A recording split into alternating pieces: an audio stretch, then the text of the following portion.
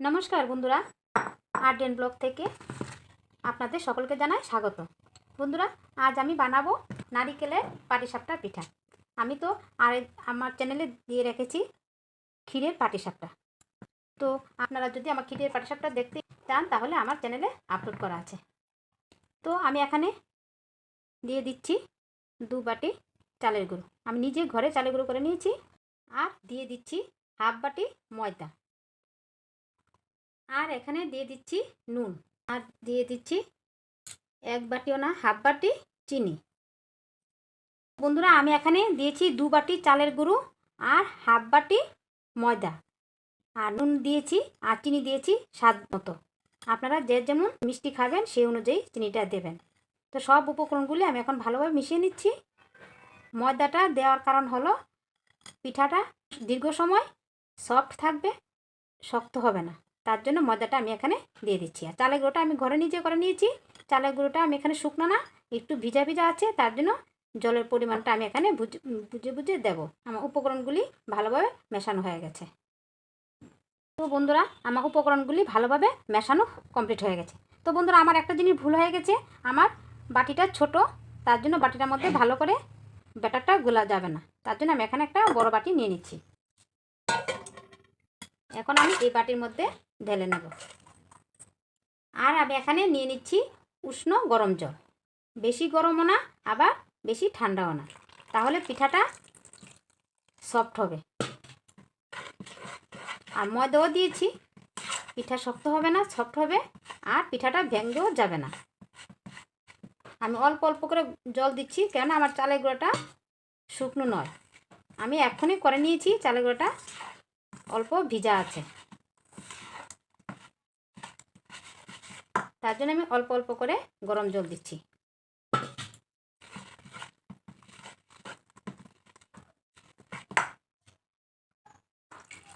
একবারে আপনারা জল দিতে যাবেন না, অল্প অল্প করে জলটা দিয়ে দিলে ব্যাটারটা সুন্দর করে হবে।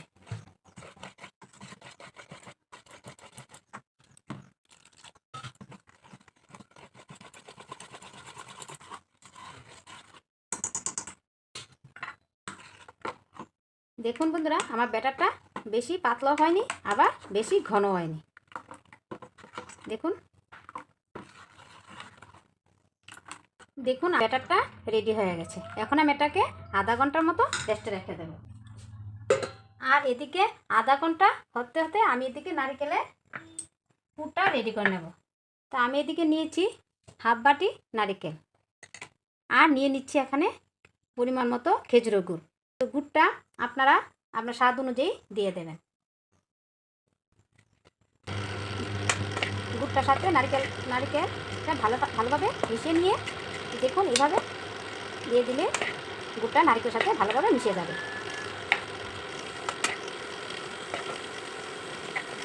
দেখুন কি সুন্দরভাবে গলে যাচ্ছে গুড়টা। দেখুন আমার গুড়ের সাথে নারকেলটা সুন্দরভাবে মেশানো হয়ে গেছে। এখন দেখুন কি সুন্দরভাবে নারকেলটা থেকে তেল বেরোচ্ছে। আর এই পুরটার সাথে আমি এখন একটা ব্যাটার গুলে নেব।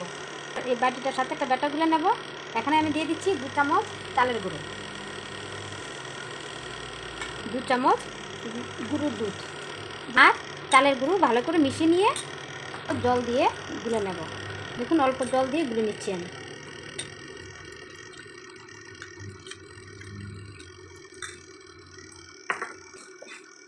আর এদিকে আমার নারকেলের পুরটাও হয়ে গেছে। এখন আমি জালটা কমিয়ে দিয়ে এই গুঁড়ো দুধ আর চালের গুঁড়ো যে আমি গুলেছিলাম এটা এখন দিয়ে দিচ্ছি নারকেলের পুরটার সাথে।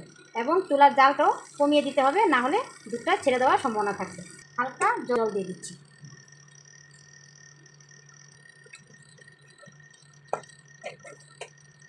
এখন আমার রেডি হয়ে গেল নারকেলের ক্ষীর। আমি এখন এটাকে নামিয়ে নেব।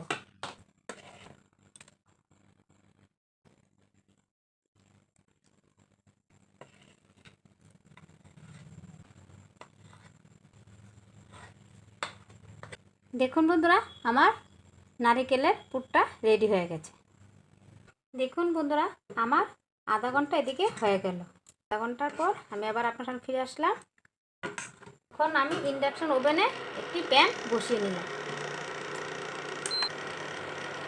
হালকা তেল দিয়ে দিলাম। দেখুন আমি এখানে 1 ফোঁটা তেল দিয়েছি আর তেলটা দিয়ে টিস্যু পেপার দিয়ে মুছে নিয়েছি। আর এখন দিয়ে দিচ্ছি ব্যাটারটা।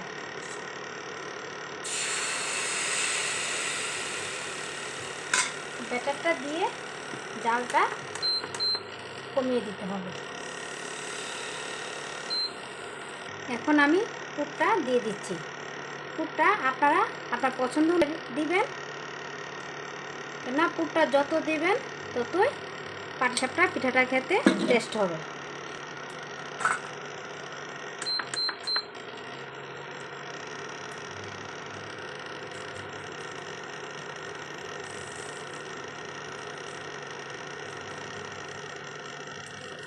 দেখুন কি সুন্দরভাবে আমার পিঠাটা উঠে গেছে।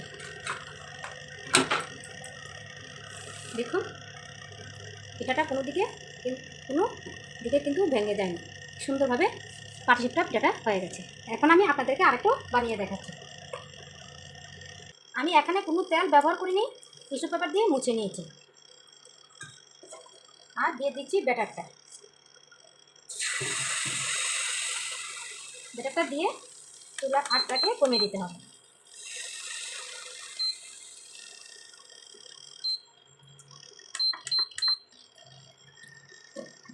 আর আমি এখানে পুরটা দিয়ে দিচ্ছি। পুরটা যত বেশি দেওয়া যাবে পাটিসাপটা পিঠাটা খেতে কিন্তু ততই টেস্ট হবে। আমি আপনাদেরকে বারবার বলে দিচ্ছি।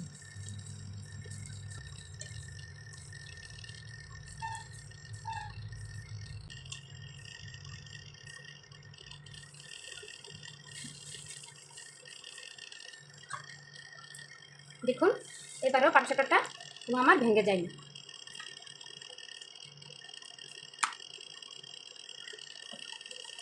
আমার টিস্যু পেপারের মধ্যে যে তেলটুকু ছিল এই তেলটুকু দিয়ে আমি করে নিচ্ছি।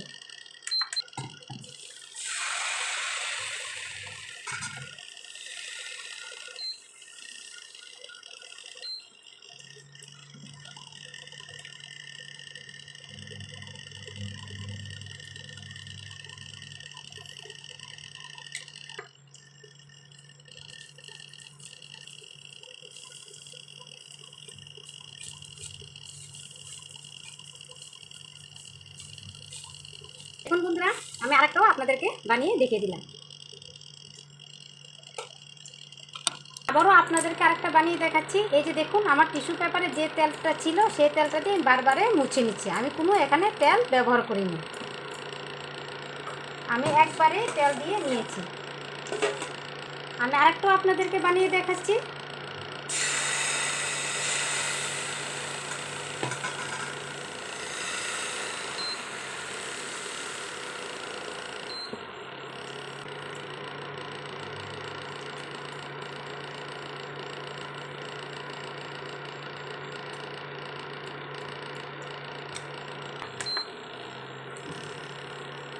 দেখুন খুব সুন্দরভাবে আমার পিঠাটা উঠে আসছে।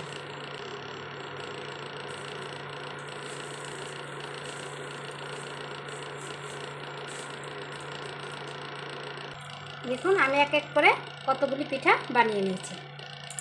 তো দেখুন বন্ধুরা আমার এই পাটিসাপটা পিঠা বানানো কমপ্লিট হয়ে গেছে। আমি তো আপনাদেরকে বানিয়ে দেখিয়ে দিলাম কিভাবে পাটিসাপটা পিঠা বানাতে হয়। হালকা গরম জল দিয়ে নিলে পিঠা সফট হবে আর খেতেও সুস্বাদু হবে। এখন আমি আপনাদেরকে একটা পিঠা ভেঙেও দেখাচ্ছি। এই যে দেখুন বন্ধুরা কি সফট, এক তুলতুলে হয়েছে, একদম নরম তুলতুলে হয়েছে, কি সুন্দর হয়েছে। আর পুরটাও দেখুন কি সুন্দর হয়েছে। তো বন্ধুরা আমার এই পাটিসাপটা রেসিপিটা আপনাদের কাছে কেমন লাগলো তা কিন্তু অবশ্যই কমেন্টের মাধ্যমে জানাবেন। ভালো লাগলে লাইক শেয়ার করবেন। আর হ্যাঁ, আমার এই ছোট্ট চ্যানেলটাকে সাবস্ক্রাইব করতে আপনারা ভুলবেন না। আপনারা সবাই ভালো থাকবেন, সুস্থ থাকবেন। আবার আসবো নিত্য নতুন ভিডিও নিয়ে। ততক্ষণের জন্য টাটা।